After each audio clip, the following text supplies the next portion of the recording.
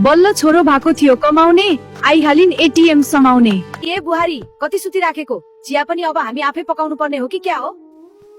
तेल त ठिक्क हाल्न, आफ्नो पसिना बगाएर ल्याएको भए पो माया हुन्थ्यो। तरकारीमा नुन पनि कति चर्को हालेको खानै नसक्ने गरी।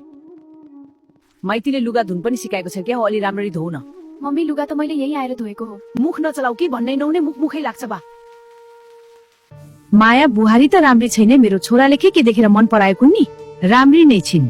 मम्मी मलाई आज धेरै पेट दुख्यो। भर्खरै ठिक भएको मान्छे भर्खरै कसरी पेट दुख्छ? कामचोर, अलि राम्ररी बढाल्न तिमीलाई त केही नहुने। तिमीलाई काम सिकाउँदा सिकाउँदा मलाई त वाक्कै लागिसक्यो। छोरा मान्छे पनि किचनको काम गर्छ, लाज मर्दो उता गएर बस। मैले ड्याडी नआउन्जेल नखाऊ भनेर सम्झाउँदा पनि तिमीले त मेरो कुरा कति पनि मानेनौ नि। मम्मी आज कस्तो धेरै भोक लागेको थियो, त्यही भएर थाम्न नसकेर खा। कसैलाई नलागेको भोक तिमीलाई नै लाग्ने रहेछ। ओ बास्ना त मिठो मिठो आउँदैछ त। के बनायो बुहारी? आज माता तीर्थ हो, त्यही भएर हजुरहरूको लागि चाँडै खाना पकाइदिएको। म पनि माइती जानु पर्यो चाँडै भनेर। माइती जानु पर्ने भएर पो आज चाँडै निन्द्राले छोडेको।